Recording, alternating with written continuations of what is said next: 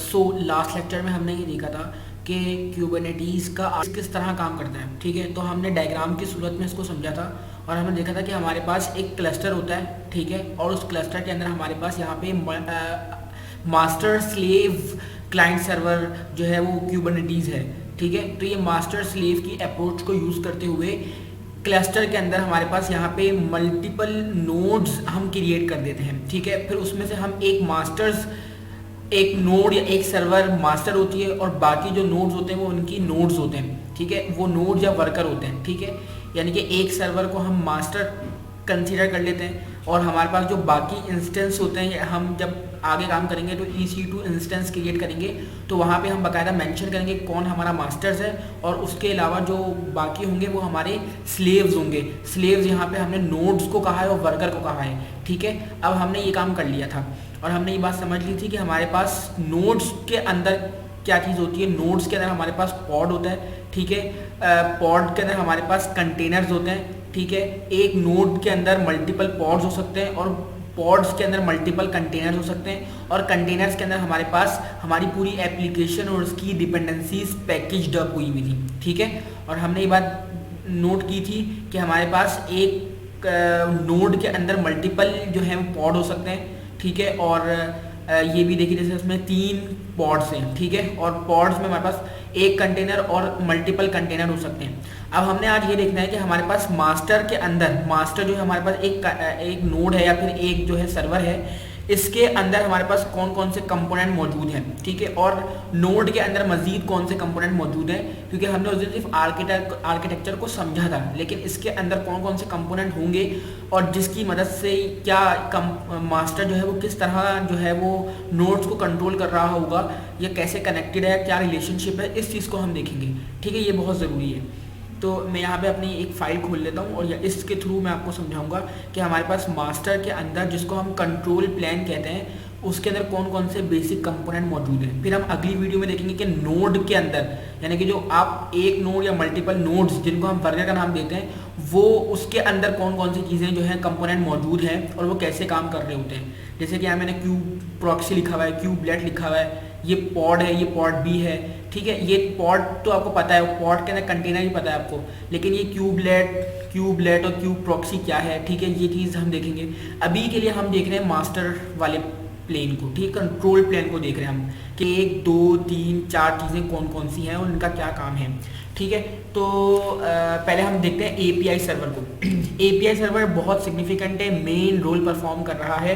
ठीक है, जिसको हम क्यूब API सर्वर भी कह सकते हैं और API सर्वर भी कहते हैं। तो अभी हम देख रहे हैं API सर्वर को। ठीक है, API सर्वर इम्पॉर्टेंट है, क्यों इम्पॉर्टेंट है, क्यों इतना सिग्निफिकेंट है, क्योंकि तमाम जो है ना वो इससे आगे कम्युनिकेट कर रहे हैं। ठीक है, तमाम, यानी कि अगर आप ये ETCD क्लस्टर की बात करें, कंट्रोलर पैक मैनेज की बात करें, क्यूब शेड्यूलर की बात करें, एडमिन की बात करें या यूज़र की बात करें, और जो नोड्स हैं और नोड्स के अंदर जो कंपोनेंट हैं वो भी आगे किससे कम्युनिकेट कर रहे हैं, API सर्वर से कम्युनिकेट कर रहे हैं। ठीक है, तो API सर्वर क्या करेगा, API सर्वर आपके पास तमाम रिक्वेस्ट को जो कि नोड से आ रही होंगी, जो कि मल्टीपल कंपोनेंट से आ रही होंगी, उनको क्या करेगा, मैनेज करेगा। ठीक है, ये एक तरह से फ्रंट फेस है, मास्टर कंट्रोल प्लान का फ्रंट फेज है। ठीक है, इसको हम बोल सकते हैं कि ये पॉइंट ऑफ कांटेक्ट है दूसरों के लिए। ठीक है, जो भी आएगा अपनी रिक्वेस्ट लेकर आएगा या अपनी इंफॉर्मेशन लेकर आएगा, वो पहले किससे आके गेट वे है एक तरह से,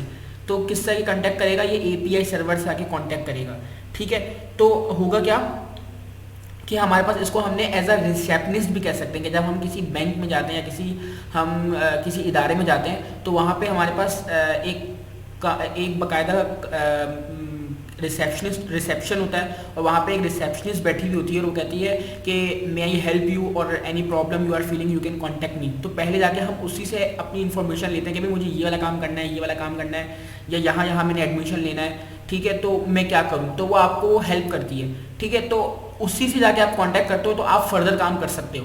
तो यहाँ पे API सर्वर क्या करती है,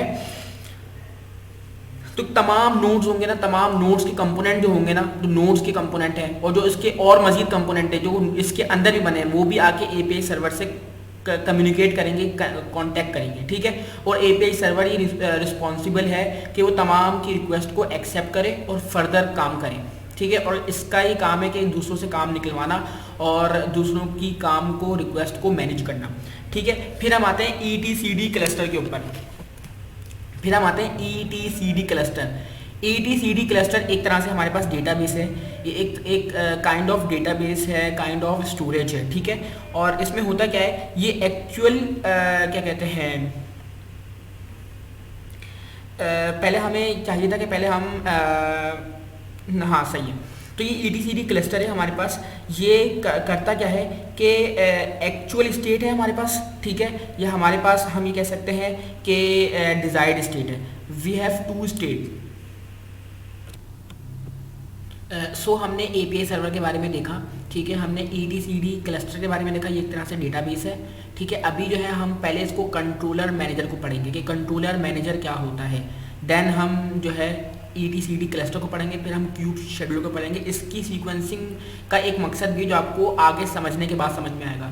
अच्छा, API सर्वर हमने पढ़ लिया कि हमारे पास ये फ्रंट फेस है, सब जो है नोड्स के कंपोनेंट और इसके और मजीद जो 3 कंपोनेंट है ये भी आगे इसी से कम्युनिकेट करेंगे और यही इनका काम चलाएगा। कंट्रोलर मैनेजर को देख लेते हैं। कंट्रोलर मैनेजर क्या करता है, ये हमारे पास एक्चुअल स्टेट और डिजायर्ड स्टेट को बराबर रखने वाला काम करता है। यानी कि हमारे पास कौन सी एक्चुअल स्टेट होगी और उसके मुताबिक डिजायर्ड स्टेट क्या होगी, वो कौन मैनेज करेगा, कंट्रोलर मैनेजर करेगा। ठीक है, कंट्रोलर मैनेजर मैनेज करेगा। वो कैसे करेगा, अब सपोज करें पॉड ने हमें ये रिक्वेस्ट की कि मुझे जो है 3 कंटेनर क्रिएट करने हैं। ठीक है, या 3 कंटेनर होने चाहिए। ठीक है, तो जो API सर्वर पे इसकी रिक्वेस्ट जब आएगी, ठीक है, वो किस तरह आएगी वो अब हम आगे देखेंगे। लेकिन जब रिक्वेस्ट आएगी तो कंट्रोलर मैनेजर इस बात को मैनेज करेगा कि क्या ये स्टेट जो है वो इक्वलाइज हो रही है, जितनी पॉड की रिक्वायरमेंट आई थी क्या वो इक्वल है या नहीं है, जितनी पॉड ने कंटेनर्स की रिक्वायरमेंट की थी क्या वो कंटेनर की जो रिक्वायरमेंट है वो फुलफिल हो रही है, नहीं हो रही। यानी कि ये किस चीज़ को सॉल्व करेगा, क्या होना चाहिए, ठीक है, या क्या नहीं होना चाहिए।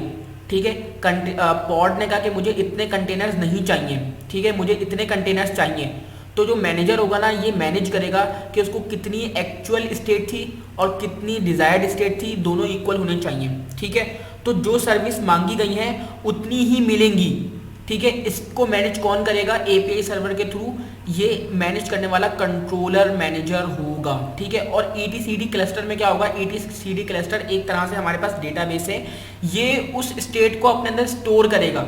ठीक है, ये एक्चुअल स्टेट क्या है, ठीक है, अभी क्या स्टेट है, ठीक है, कितने कंटेनर पड़े हैं पोड में, ठीक है, तो यानी कि अभी कितने कंटेनर्स जो है वो पॉड के अंदर मौजूद हैं। ठीक है, इसकी इंफॉर्मेशन किसके अंदर मौजूद होगी, क्योंकि ये डेटाबेस है एक तरह से, तो ETCD क्लस्टर के अंदर ये जो है इंफॉर्मेशन मौजूद होगी। तो अब होगा क्या कि जब इसको इंफॉर्मेशन चाहिए होगी ना कि अभी कितनी की रिक्वेस्ट है, ठीक है, तो अभी कितने पड़े हुए हैं, ये यहाँ से इंफॉर्मेशन ले रहा होगा। इन दोनों का आपस में कम्युनिकेशन नहीं है, लेकिन कम्युनिकेशन किसके थ्रू हो रहा होगा, API सर्वर के थ्रू हो रहा होगा। यानी कि ETCD क्लस्टर बता रहा होगा कि इसमें इस पॉड में इतने कंटेनर्स मौजूद हैं। ठीक है, फिर ये API सर्वर के थ्रू इसके पास इंफॉर्मेशन जाएगी और कहेगा भाई देखो API सर्वर में इतने पड़े हुए हैं और उसको इतने चाहिए, तो इसमें इतने का इंक्रीमेंट करा दो या इतने का डिक्रीमेंट करा दो।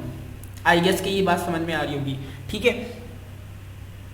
तो ETCD से हमें पता चलेगा कि पॉड की इंफॉर्मेशन इसमें होगी। ठीक है, तमाम पॉड्स की इंफॉर्मेशन ETCD में मौजूद होगी।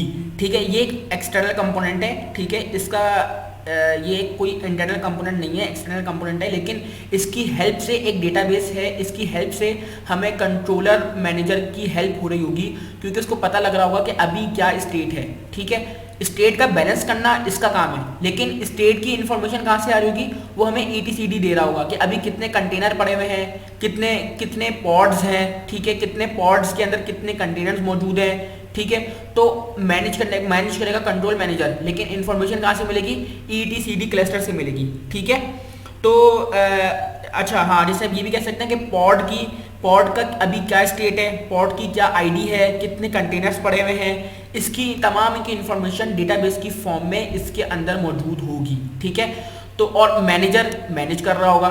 ठीक है, अब आते हैं हम क्यूब शेड्यूलर के ऊपर। क्यूब शेड्यूलर का बहुत अहम काम है इस तरह, क्योंकि ये एक्शन परफॉर्म कराने के लिए होता है, क्योंकि मैनेज तो ये कर रहा है, ठीक है, लेकिन काम कौन करेगा। ठीक है, काम जो है करवाने वाला वो है शेड्यूलर, ठीक है। काम कौन करवाएगा? शेड्यूलर। हमें ये तो पता लग गया कि भाई पॉड को इतनी रिक्वायरमेंट है कंटेनर की, ठीक है, लेकिन रिक्वायरमेंट फुलफिल कौन करेगा? वो करेगा कौन? वो क्यूब शेड्यूलर करेगा, ठीक है। काम बनाने वाला कौन है? Cube scheduler.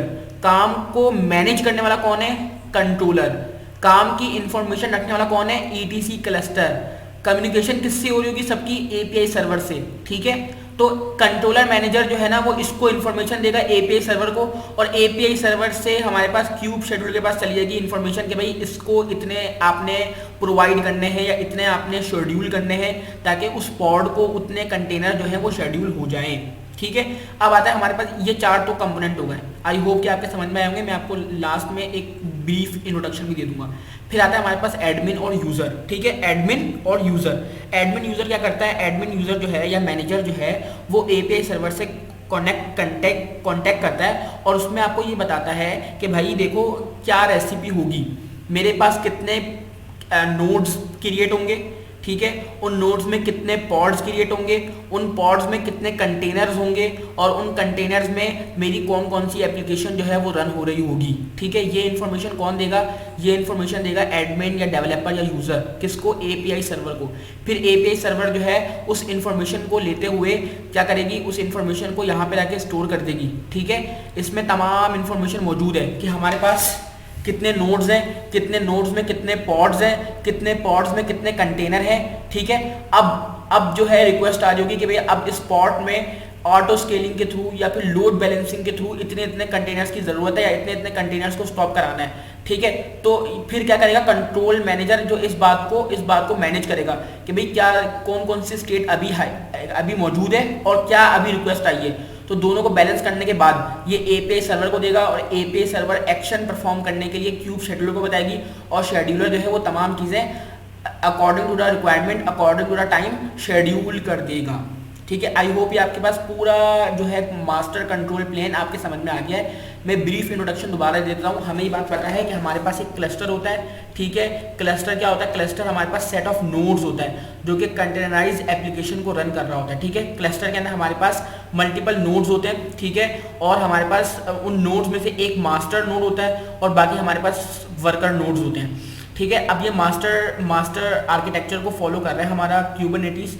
अच्छा, अब हमने ये बात देखी थी कि हमारे पास नोड्स होते हैं, नोड्स के नाम हमारे पास पॉड्स होते हैं, पॉड्स के नाम कंटेनर्स होते हैं, ठीक है। ये नोड्स और जो सेक्शन है ये हम जो है नेक्स्ट वीडियो में देखेंगे। अभी जो हमने सेक्शन में देखा वो देखा मास्टर के नाम हमारे पास 4 चीजें होती हैं, ठीक है।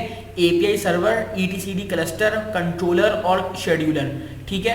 और इन सबको भी जो है ना काम जो दे रहा होता है वो जाहिर सी बात है एडमिन दे रहा होता है, डेवलपर दे रहा होता है, क्योंकि जब तक ये नहीं बताएगा कि कितने नोड्स हैं, कितने पॉड्स हैं, उन पॉड्स में कितने कंटेनर हैं, तो एपीआई सर्वर कैसे इस डेटाबेस में सेव करेगा और मजीद कैसे काम करेगा, ठीक है। तो एपीआई सर्वर को हमने कहा था कि ये बहुत सिग्निफिकेंट है, इसको हम क्यूब एपीआई सर्वर कहते हैं, ठीक है। और ये वो शख्स है फ्रंट फेस में बैठा हुआ है जो कि सबकी रिक्वेस्ट को कबूल करने की जिम्मेदारी लेगा, ठीक है। तो एपीआई सर्वर जो है वो एक अहम रोल अदा कर रहा होता है। तमाम कंपोनेंट जो है नोड्स के भी और इसके 2-3 अपने भी इसी से कम्युनिकेट कर रहे होते हैं और यही सबको मैनेजमेंट कर रहा होता है, ठीक है। फिर हम आए थे कंट्रोलर मैनेजर पे। कंट्रोलर मैनेजर वो शख्स होता है जो कि तमाम चीज़ों को मैनेज कर रहा होता है कि हमारे पास पॉड्स में कितने कंटेनर हैं और कितने कंटेनर की रिक्वायरमेंट है, क्या ये एक बात इक्वल हो रही है या नहीं हो रही, ठीक है। तो फिर क्या ये इन्फॉर्मेशन कहाँ से लेता है? ये इन्फॉर्मेशन ले रहा होता है ईटीसीडी क्लस्टर से।